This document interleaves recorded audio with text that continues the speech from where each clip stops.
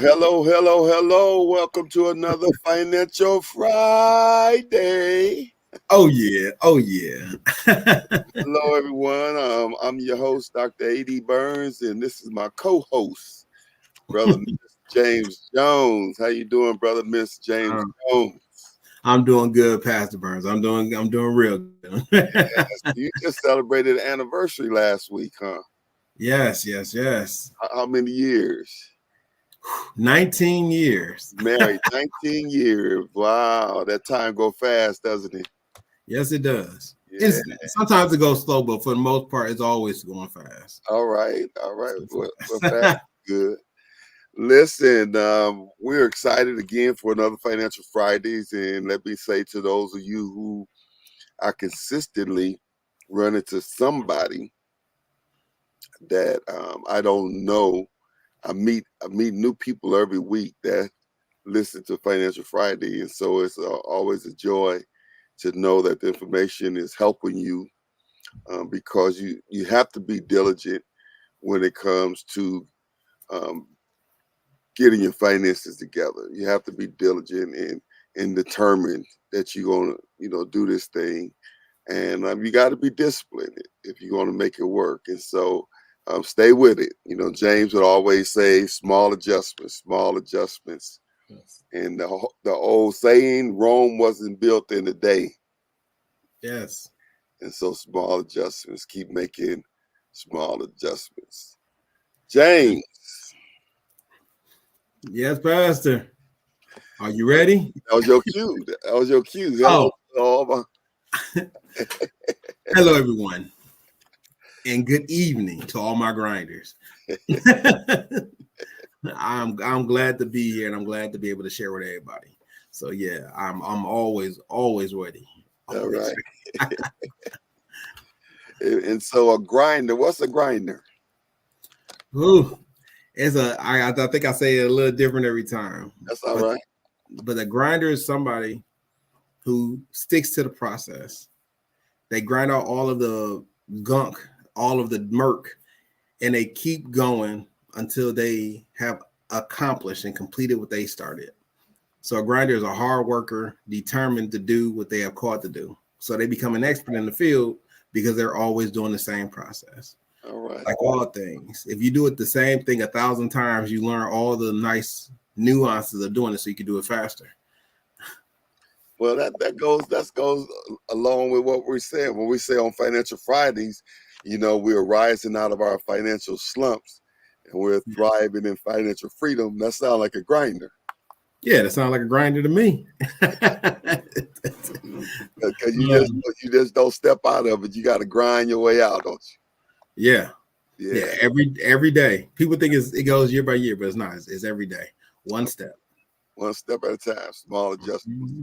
Yeah, and it's amazing how easy you can get back in those bad ruts if you're not careful about, establishing habits and disciplines that you're able to continue on that pathway to financial freedom, because you'll get that little breather. And if you're not careful, and that's one of the things I'm really kind of uneasy about when you talk about the idea of using credit cards as emergency funds. You have to be really disciplined, and you have to really be true to what emergency fund is when you talk about using a credit card, because sometimes we think things are emergency is not emergency. And so when you say emergency, Brother James, Brother Minister James Jones, when you say an emergency, I just want people to be clear on it. When you say emergency, you mean what? An actual emergency. Okay. Life, limb, or eyesight. Okay. Someone in the hospital. Somebody needs this in order to go to work. Those are typically considered emergencies. Okay. Some things that are not an emergency. So I got to give, those are definite emergencies. Here are some things that are not definite emergencies. A new shoe. Some new jewelry. Those are not emergencies. Why? Because if you have jewelry, wear what you already have.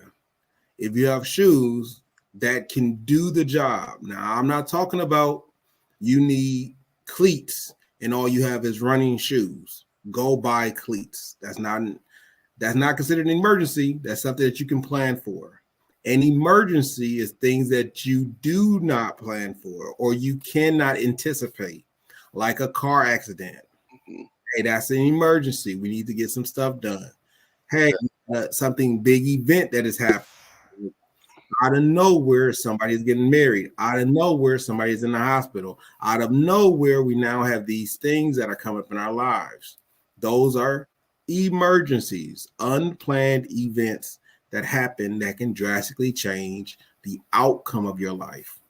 So when you say somebody get married, so then somebody get married next year, May 29th, and then I know now what is the date? September 3rd, and then on May 20th, I realized that I didn't I don't have a suit.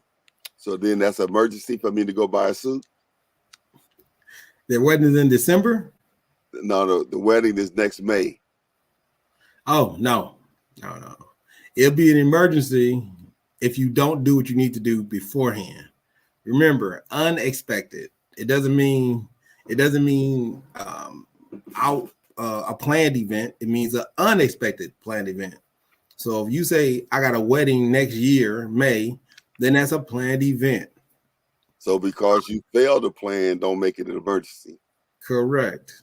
If So you got 6 months to do it and you say I'm gonna hang out until it becomes an emergency, all you're doing is delaying an inevitable. okay, and so I know I decided that I'm gonna go to the family reunion next July, and so on July 1st, I use my credit card to pay for the hotel and rent me a car and pay for the food. Is that emergency? That's good. That's good. I don't want to say it. I don't want to say it, Pastor. I don't want to say it, but man, it's a loseristic. That's so loseristic. Like, come on now, like this, like don't say it. Dude, it's so loseristic. That's loseristic. That is so loseristic. So what is loseristic? We might have somebody tune in that ain't been tuned in before, and so they wonder, loseristic. What does that mean? Loseristic is when you know that you have the right way and you have a path to take the right way and you have a setup to do the right thing and you still do the wrong thing. That's just so loseristic. If we got a wedding in June and I have a job and I can save up for this piece. Now I'm not talking about stuff happening. I'm talking about just the wedding. I have a day. I have a time when I need to get the suit together because typically you're gonna go to Man's Warehouse and it's gonna be rented. So these things are already in order. You already know the date and time you need to have that money together. You need the backwards plan and get yourself ready. If you don't, talk to Man's Warehouse. Guess what they have? They have a person on staff who can tell you how much money needs to be down on what day. Okay. They can do all the work for you. This is not nothing new. If you have what's a backwards plan? You say a backwards plan. Okay, so backwards plan. So typically, if you get married, right? If you're gonna get married in June, that means all the final alterations and payments need to be in by May.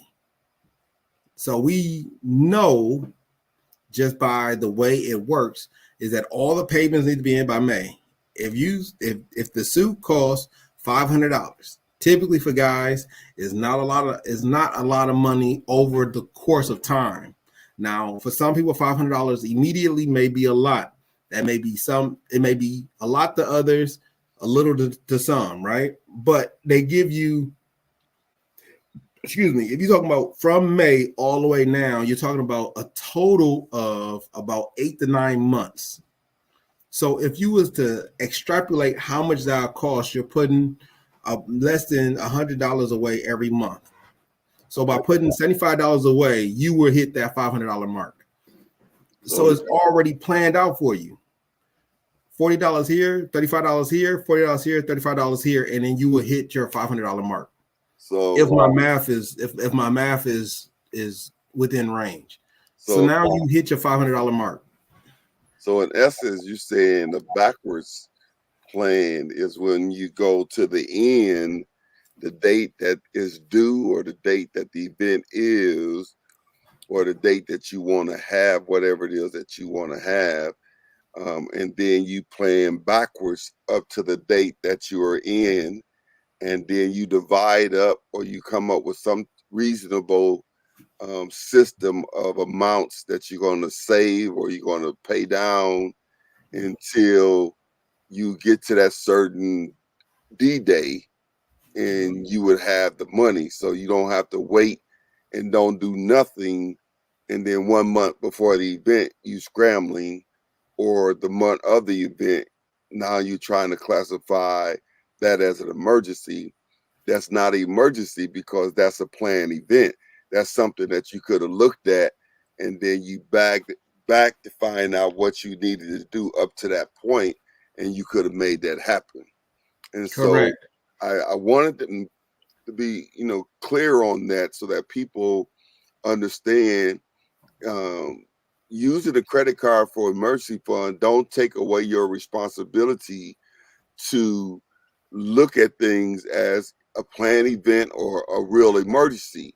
And if there's a planned event, you don't have in the back of your mind that if it don't come together, I can use my credit card. No, you find reasonable amount that you can do. You may not be able to do, a big number, but reasonable amounts between now and that particular time. And then you have to be disciplined. You have to be, these are going to be my 3 words. It's going to have to be disciplined. You're going to have to be diligent, and you're going to have to be determined, and, discipline is going to be very important because you'll see that money stacking up, but that money is for May, and then it's Christmas time, and now you want to use the money that you've been stacking up for May for Christmas. No, you need to back and look at Christmas and begin to do the same thing. And you begin to do that for each event. Am I saying that right? You're saying that correctly. All right. And I think we may have to go teach a whole class on backwards planning. Yeah, I think so. I think we should. I think we should do that, especially with the 90-day challenge that we're talking about, and looking at that. We'll talk about that another time. But when we look at that, and actually beginning to put some money up, on a regular basis, it's so important that when you see the money grow, that you don't, now all of a sudden they got these new Jordans came out and you just got to have them. Or now all of a sudden they got this, you've been wanting to get your windows tinted on your car. So now you're going to, that the money growing, and then you're going to use it. You got to be disciplined. You got to be diligent, and you have to be determined that you're going to rise out of your financial slump and you're going to thrive in financial freedom, that you're not going to be a slave to debt. Listen, we better go ahead and get into our lesson for tonight. We're in that lesson. I ain't plan on going that deep. I just wanted to, because I know we've been talking about that emergency fund, and on the one thing you talked about using a credit card, getting a credit card for that, and so I wanted to hamper down on that because I know how easy it is for a person to reach for the credit card when they fail to do the right thing when it comes to plan. Because if you fail to plan, you plan to fail. Yes. So tonight we got a couple of things we want to talk about, because when we talk about building an emergency fund, when we talk about being financial free, when we talk about getting rid of debt, you have to have a way of bringing your income up, and so it's important. We talked about multiple streams on last week, and it's important to have different ways of bringing up your income. And so there are certain things that some people are more comfortable with others. And so stay with us, and we'll ring your bell. But we're gonna start out tonight by talking about investing. Now, Yes. I got a bit before investing. I had a bad advisor who kept telling me to leave it in there, leave it in there. And as a result, when it all came down to it, I ended up losing $25,000. And so $25,000, of course, for James is not a lot of money, but $25,000 to Bill Gates is a lot of money. $25,000 is $25,000 to whoever. You know what I mean? A dollar is a dollar. I don't care if you got $1 billion. A dollar is still a dollar, right? Yes. Yeah, So dollar is still a dollar. the billionaire don't look at a dollar at, oh, that's it, that ain't nothing. No, he's very conscious of money that he uses and how he. Yeah.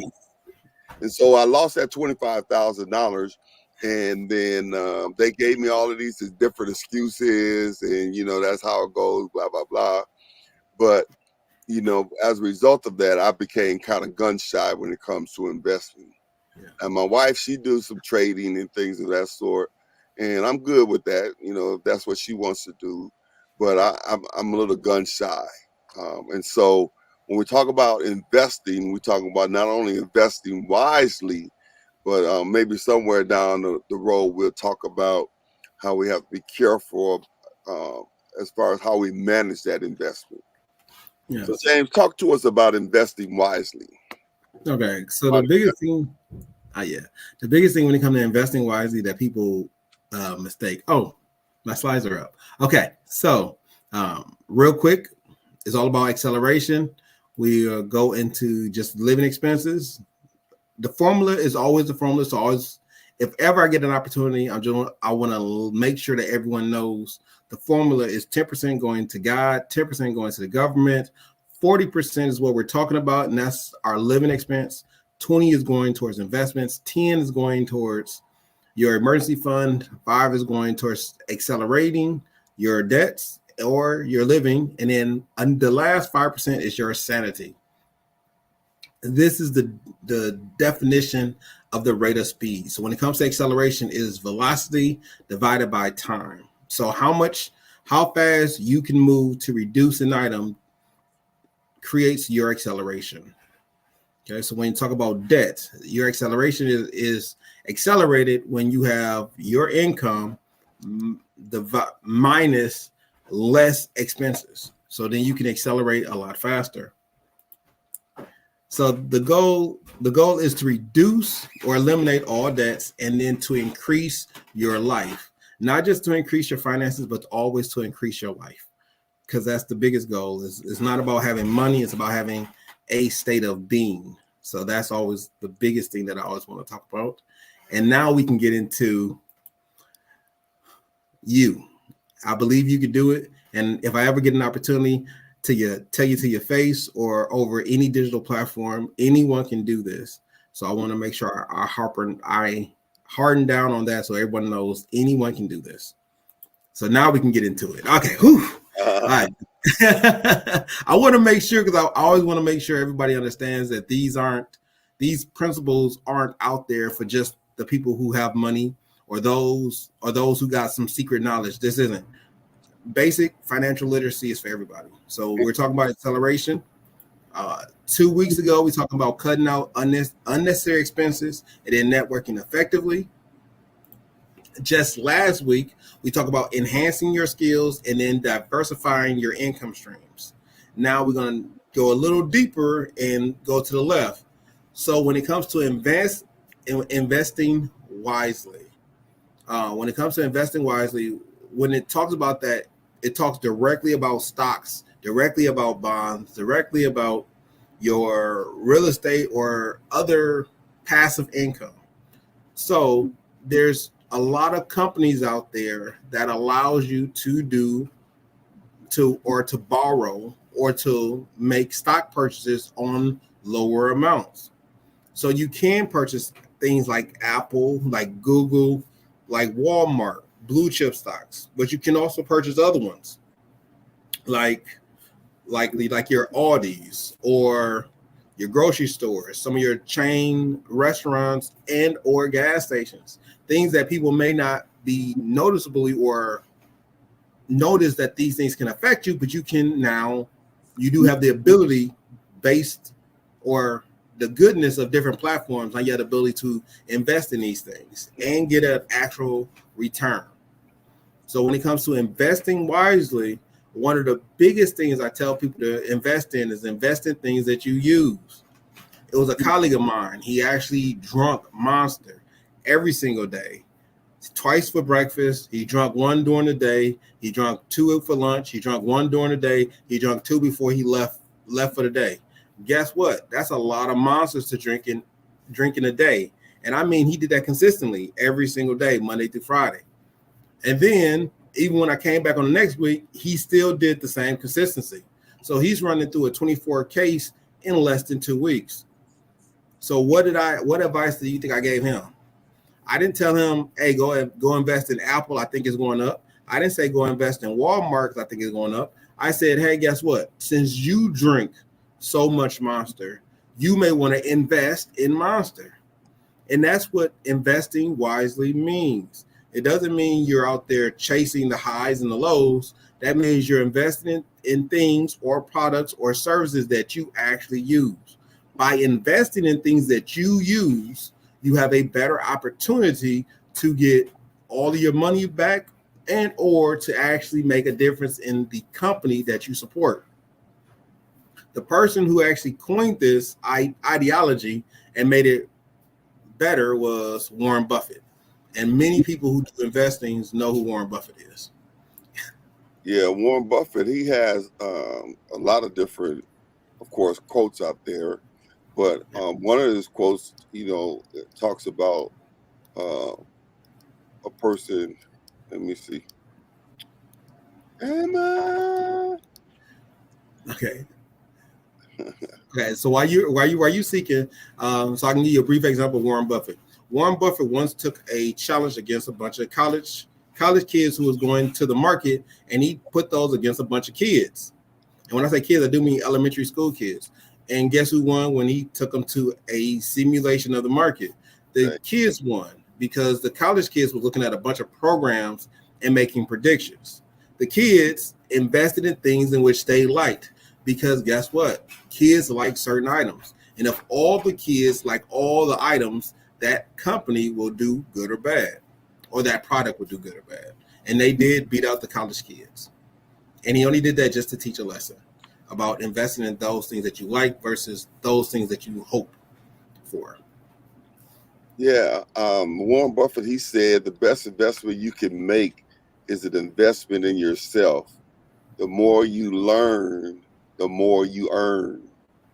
And so when you talk about this person with the Monster drink or people and the products that they're using that invested in those things, being able to acknowledge that, because oftentimes we don't think about those kind of things.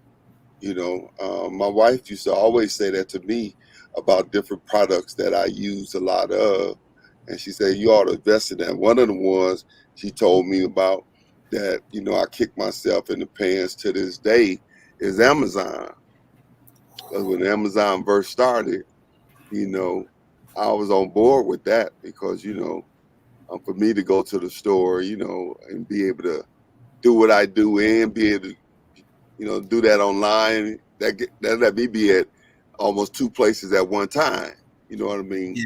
I don't have to go to Best Buy and look through there and then leave and go to Walmart and look through there and leave and go to another store and look. I could just go online, in 5 minutes I'm done, and then I'm still doing this. But anyway, I didn't do that. And so now we look and see where Amazon is now.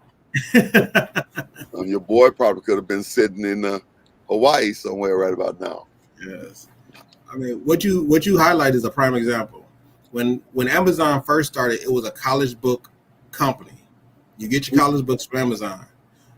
Imagine how many college kids that was doing undergrad degrees, current degrees, master's degrees, right? All them college kids that was using Amazon for all of their books. Imagine if a number of them was like, I think Amazon is a really good place to get books. I'm going to buy stock in this company. Okay. And this is before Amazon sold cookies, creams, and all your snickerdoodles. This is before Amazon sold bikes. This is just when Amazon was just a college book place. You go there, you get your college books, it gets sent to you. Imagine that people invested in those things. So highlighting those things are always highlighting things that you know that you're utilizing does work. Okay. All right. And that's so important. And I think that oftentimes when we really understand that, I saw this a mantra that's I thought was a very good mantra for us to go by, because one of the things I think that happens all the time is you could get impatient, you know what I mean, and you want to see it happen now, but you need to tell yourself, I invest with wisdom and patience, trusting in God's guidance for a fruitful return. And so wisdom and patience, and then just trusting in God's guidance. And so a lot of times we take for granted, now when you talk about blue chip stocks, I'm not sure, does that mean mediocre stock or inexpensive stock, or what does blue chip stock mean? Oh, so not to go so in depth that I lose anybody, but a blue chip stock is typically a stock that has been doing good for a number of years. Mm-hmm. And the price for the stock is relatively in a good position. And when I say in a good position, that depends on the market. So don't get stuck on it will cost $20 or that it will cost $120. That's not the point. The point isn't the cost of the share. It is where it is in the market. So it may go up and down, but where it is in a good place for the market. Mm-hmm. Plus, it has longevity. So once it has longevity and is in a good place in the market, it is typically considered a blue chip stock. Okay. All right. I just want to clarify, it's not a penny stock. So if somebody tell you they got a really good penny stock, that is not blue chip. Okay. There is no blue chip penny stocks. All right. Now, when it comes to investing wisely, how many avenues or when it comes to investing, do you just invest in this one thing and you sit on that one thing, or can you have multiple investments? I would like to tell people to invest in multiple things, but to make sure that they're doing it correctly. If you like Jordans, but you can't afford Jordans, invest in Jordan. Then you will be able to buy some Jordans, because the Jordans are still selling and retro Jordans are still selling. So Jordan as a brand is still selling. Let's say I shop at Walmart. Well, then invest in Walmart, because Walmart does good when the economy is bad, and Walmart does good when the economy is good. Walmart is a pretty stable place currently. If you said, hey, you know what? I like the low cost of Aldi's. It's a grocery store that is now competing against Walmart and being the lowest food producer. But then I guess you want to invest in Aldi's, right? If you say, hey, I like Mobile gas station or Exxon gas station, and now you I like gas from Exxon Mobil, well, then invest in Exxon Mobil. Some people could be diehard BP people. I am, or I look for a BP or a Super America. Guess what? You can invest in any of those chains, BP, gas station, or you can invest in Super America or Speedway. I don't know if it's the same company, but they do have the same symbols. Those are 5 companies right there that people utilize on a regular basis. They utilize them on a regular basis. And if you utilize these on a regular basis, pick 1, pick 2, pick 3, pick all 5 if you want to. But the biggest thing I want to drive home is invest in those things that you utilize. and you will have a better understanding of what you're purchasing. Okay, so the Bible says in Ecclesiastes 11:2, it said, "Invest in 7 ventures, yes, in 8. You do not know what disasters may come upon the land." And so Solomon is encouraging us to have 7 streams or 7 ventures. And so they don't all have to be in the same thing, and they shouldn't, because last week we talked about diversifying. Yeah. But when we talk about these stocks, like stocks in the different things that we enjoy or we use, or the different things that are doing well in the marketplace, is there a certain amount of money that you can make an investment in? Because of course, if you made a $10 investment, I forgot how much stock I bought. In one of these places, I bought some stock, but I only bought like $50 worth of stock. And I see it, I get pennies for interest. Yeah. So of course, at $50, it would take a lifetime for that to be worth anything. You know what I mean? So what's a good number, if there is such a thing? What's a good number when we talk about buying stock that will bring a return that you could build on? A return that you can build on. Now, that is a number that I do not know, because Okay. at any point in time, a stock could go down, a stock could go up.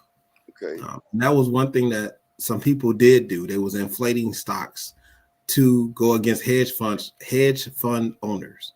Mhm. And then, so in that incident, you have people inflating the stock just to pull everything from underneath a bunch of hedge fund owners. Mhm. But then you also have people who are venture capitalists, and they may be going in and disrupting a market just so they can pull out more money. All of these things can happen.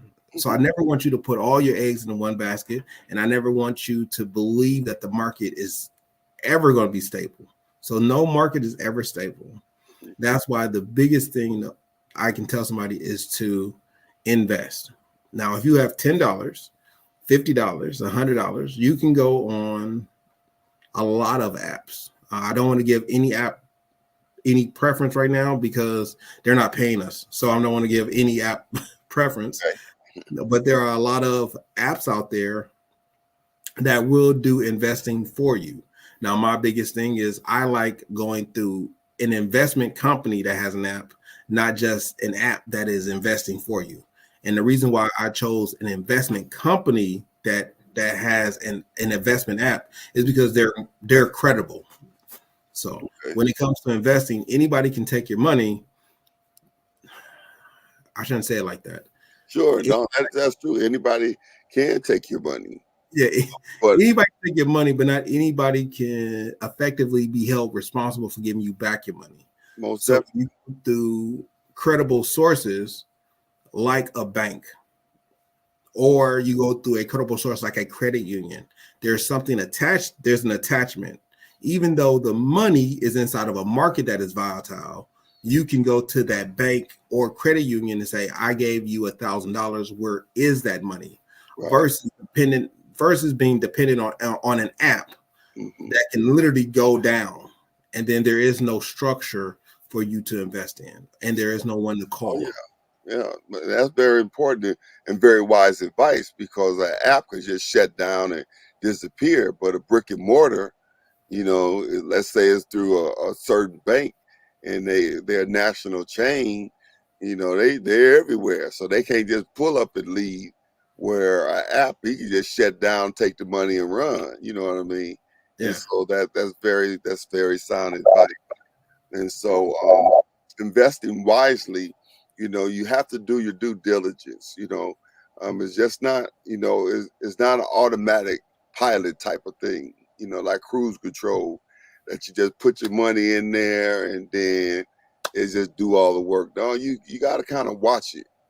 Now, even though I don't like investing, I do have a large amount of money that's in different stocks now, through a company that's managing my retirement.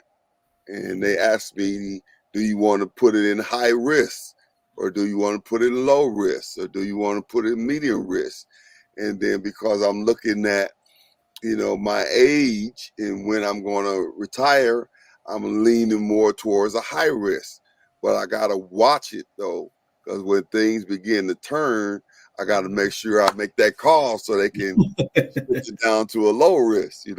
So there's not an automatic pilot that you just put your money in this investment and then you don't pay attention to it. Now you don't necessarily have to watch it every day. Now, I'm not watching it every day, but I am attentive to the news when I do watch news, because I don't watch news every day. And I'm attentive to, different financial reports. We talk about interest rates going up or going down. And so I do got my ear kind of, out there, but I'm not, every day read the stock market and every day looking. And so I just want a person to know that investing wisely also means that you have to pay attention to your investments, because at some point you may have to move it. If that investment is not doing well, then you might want to shift that one to an investment that's doing a little better. What's your thoughts on that? Yeah, I'm in agreement. You always, the game is the game. The game. Sure, it's a game. Life is the game. Yeah. Yeah, Okay. I'm like it's like playing a really good game. The more involved you are, the more you can see things happening. Mhm. However, it is a game. So as you're investing, right? I make no disclaimers and say one is better than the other. So I'm a real estate guy and I'm a gold guy. So those are the two things, in silver. So those are the things in which I invest heavily in, or I'm more lenient to invest in. I guess that's a better way to put it. And the reason for that is I have seen better things done with those than with others. Okay. However, I did invest in stocks and I did do mutual funds, and I probably got like another couple of hundred bonds out there. So yes, I do believe that you do have to have multiple things in which you're doing in order to bring in a residual income. So with that being said, I want you to say that I am probably more involved in knowing how these things are transpiring. But it all depends on your level, because just like Pastor said, there's a company out there that's watching this thing day in and day out. But he still got his hand on the trigger. So you pick how much you want to be involved. I like being involved 100% or at least 90% of the way. I'm not gonna say 100 all the ways, but I want to be involved at least 90% of the way. Pastor Burns is involved about 50% of the way. Like he's understanding what's going on, but it's somebody managing the ins and outs. But if he hears something that he doesn't like, or he hears something coming that he like, hey, I don't think it's gonna work, he can still step in and still move his money to save it or put it into a better position. Okay. The same is true on my side when I'm listening almost every single day, and I'm always listening to the updates and trying to see which one works or what property, what area is better than what, things like that. Even though I'm doing it diligently, I'm still in the same boat as Pastor Burns, because of the fact that all I can do is listen, interpret, and then make a decision and say, hey, I want to shift over here, or hey, I want to move it back. Even though we're in two different listening categories, we still only have the same option. We have to listen and make a decision. Okay. So as you're investing, remember, listen and then make a decision. Don't let somebody tell you something that you don't know. Yeah. If you think Walmart is the gold, cool. Let somebody bring you information and then you can make a decision. Don't just listen to random people tell you do this and do that. Yeah. Do some research, get some kind of clarification, and then do a sound investment. Yeah. I think that takes us to our next part. I don't know if we got all of our investment wisely out. Yeah. But our next thing was increasing in your value. And so when you talked about listening, even though we have the same option, you being 90% or more involved in it, you hear it quicker, you can respond quicker. Where for me, even though I got the same options, I may not hear it as quickly, So between the time I hear it and I pull the trigger can be, a delay um, versus the time you hear it and pull the trigger. And so it may not seem like a big difference, but a lot of money could be lost. It could be, it You know could what be, it could, ooh, it could be a big difference. Some people out there know, some people don't know. But yes, it could be. You talking about moments difference. We talking about like an hour difference, and you could talk about hundreds of dollars worth of differences. Yeah. I watch with my wife when she does her trading, and I watch her sometimes. She'll have me watch her as she watching the market, and she be waiting on it to get to a certain place before she cut it off. And I'll be like, you know what? This thing is just crazy, because then sometimes it'll be like just 5 minutes, and then it'll be like boom, that thing undipped. And she'd be like, oh man, now she have to try to wait and see if it's coming back, or she had to just counter losses and come in another day. So when we talk about money that's why they call it currency. Money moves. Money is not stagnant. It's not sitting still. And so you have to be attentive of what your money is doing. That's why when we talked about earlier, the importance of giving your money an assignment. Yeah. So let's talk about increasing your value. So we're going to invest wisely, increasing your value. The Bible talks about in Proverbs 22 and 29. It said, do you see someone skilled in their work? They will serve before kings and will not serve before lower rank officials. We looked at that in scripture last week. And we talked about the fact that when you increase your value, that it opens up your options. So let's talk about increasing your value. So oftentimes people look at increasing your value and they only think one way. But I'm telling you, when we looked at last week, when it was like enhancing your skills, we was talking about being more proficient at what you do. Increasing your value is how does that look? Cool. Now we will go for that job offer because I have more value. So it's not just about increasing your skill. It's about being able, one, to negotiate, because many people don't understand that your job is temporary. Back in older days where we had the 401k and people was at their job for 30 years, that is not the current landscape we're in. Most people are not staying at their job for 40 to 50 years. They're staying at their job for the extent of 20 years, or they're staying at their job to the extent that they can accelerate what they're doing and then move on into doing other things. So when it comes to negotiations, remember your job and your job's competitors are both looking for the most qualified person. So as you're negotiating how much you may want to get paid for your job, you must realize that there's a competitor out there that may pay more. Now, this is where the gamble comes in. Are you willing to get paid more to be at a competitor's or do a competitor's product, or do you want to stay and try to negotiate for higher? Both of those things will increase your value. Now, when I say that, a big thing that happens or does happen commonly in the technology world is you have AT&T and you have Charter Communications, you have Comcast, you have, I think it's Global. These are all cable companies, as well as these are all cable companies operating in a lot of different markets. Mm-hmm. So AT&T, in order to go against or to compete, they bought out Dish Network.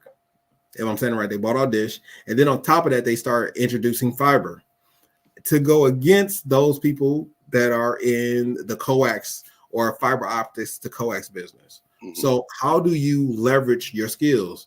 Well, if I work at AT&T and I know fiber optic and I know coaxial and I know how to do whole house, and I'm not getting paid the amount that I want to get paid, what stops me from going to a competitor's and saying, hey, I got all these skills.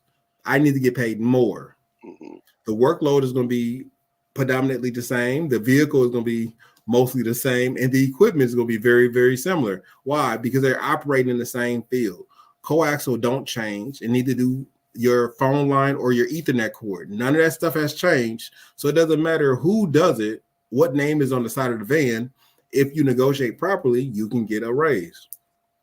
Another way about another way about increasing your value is actually going for that next promotion. Oftentimes we are stuck just where we are, Mm-hmm. and we say, hey, you know what, where I'm at is good enough, it can pay the bills. Mm-hmm. That's a nice sentiment, but go for the promotion. Hey, we got a supervisor position, go for that supervisor position. Hey, we got this night shift manager, go for that night shift manager. And I say that because sometimes we put ourselves in a slump Mm-hmm. where we are where we want to be, and we don't want to make that next step because it's an unknown next step. Yeah. Well, I'm a manager, but how does that management look like? Mm-hmm. I'm really good at my job, but they have this one management position, but I don't really want it because I can make more money working overtime. Mm-hmm. Yeah. Or or you take that management position and you leverage your time properly, and you're at home while all your guys are in the field working, and you're on the phone telling people how to do the job instead of you having to be there doing the job. Yeah. Oftentimes, even in my position, Mm-hmm. if someone doesn't know something, I don't have to be there to walk them through it. I Right. did construction for many years. I did contracting for many years. So I can walk a lot of things through on the phone. So I don't need to be in one city. I can literally be everywhere to help out many contractors get on their feet. So that's the difference. So listen at this, and then I got a beef. I got to get off my chest. Um, Jim Roy, he says, formal education will make you a living, but self education will make you a future, a fortune. Self Yes. education will make you a fortune. And so, what you were talking about when you talked about uh, taking the promotion, when you talked about, looking at where you are, those different things like that is self education, is you evaluating what's available to you and where you are. And he says self uh, education will make you a fortune, where formal education will just make you a living. And that's where most people are. They do the formal education and they're just making a living, and it's almost habitual that's the way we were raised, that's the way people think, and they don't move past just making a living. And a lot of times, because they're not willing to be patient, you know, uh, we find ourselves working harder with the overtime trying to make up for it. But just like you say, you could be at home on the phone where the other guys doing all of that work. All right. And another quote I wanted to go over was Zig Ziglar. Ziglar, he said, "You don't have to be great to start, but you have to start to be great." And Yeah. so a lot of times people are waiting to be the best of whatever, and you don't have to be at your greatest peak to start, but you definitely have to start in order to be great. And so we talk about increasing your value. Yeah. Don't allow how you see yourself to cause you to be paralyzed, and don't allow your education level to cause to put more value in formal education than in self education. Because my grandmother used to say, "There's educated fools," you know. Yes. So there's people who got formal education, but they still not the smartest when it comes to different other areas. Now, let me just get this off my chest because we got about 10 minutes left, and then I'm gonna move on. I'm gonna be all right. I'll make an appointment to the therapist, and I'll be all right. But you said that the old school was the 401k landscape, and that's not the landscape of today. And you said today people only work about 20 years. So then I was trying to figure this out because I'm going on 31 years, as a pastor. So, I was supposed to have been out 11 years ago, and so I don't know how to feel about that. 'Cause you say I'm old school and I'm Absolutely. missing out because I stayed in there 11 years longer than I was supposed to be in there. Well, Okay, I'm gonna let you off the hook on that one. I'm gonna let you off. I mean, I can answer it, but you ain't gonna like the answer. You ain't gonna like my answer. You ain't gonna like my answer. Come on, I'm a big boy. I can handle it. Come on, throw it out. Yes, yes. Too often we stay in our same position out of comfort or desire, and we fail to move to the next level. Um, but in general, so it's not just to you. So to everybody out there that's listening, right? The name of the game is not the name of the game for everyone out there right now is not to have the government retire you, but for you to retire you. That's the name of the game in this environment. That's why you got people who can make millions of dollars playing video games and people watch it.